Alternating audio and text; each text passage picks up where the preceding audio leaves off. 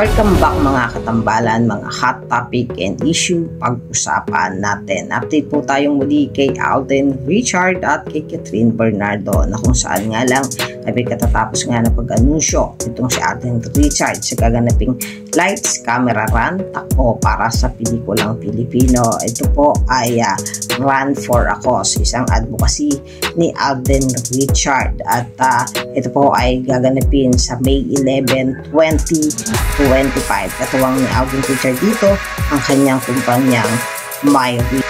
At nito lang din ay pinost din ni Alden Richard sa kanyang IG story na may bago siyang ka-business partner. Kasama nga niya dito si Mr. Fist at ang kaibigan nga niya na si Miss Cara, na kung saan nga ay merong bagong business partner itong si Alden Richard. Si Mr. Fist po ay may planta ng mga purified ice cube na kung saan nga siya ang bagong business partner nitong si Alden Richard.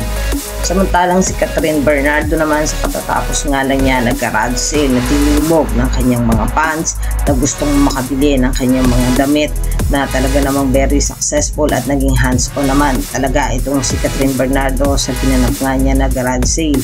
Mamaya naman, March 19, ayan, 2 PM ay magkakaroon ng media conference ang pagbabalik nga ng Pilipinas Got Talent. Kasama nga ang dalawang host na si Melay Cantiveros at si Robby Domingo at syempre ang mga judge ng PGT na si Miss Eugene Domingo, Sir FMG Donnie Pangilinan at syempre si Catherine Bernardo. Mamaya na po yung 2 PM. Samantalang excited naman ang lahat sa gaganaping bench body of work na kung saan nga ay makikita natin na rumampa itong si Catherine at Alden Richard na isa sa inaabangan ng mga fans ng Katden na makikita ang dalawa. Yan po ay gaganapin sa SM Mall of Asia Arena. Yan po yung mga update natin ngayon kay Catherine at Alden. Kayo mga katambalan, ano ang masasabi nyo? Mag-comment lang sa comment section at pag-usapan natin. Yan ang mga hot topic and issue dito lamang sa Tambalang JK.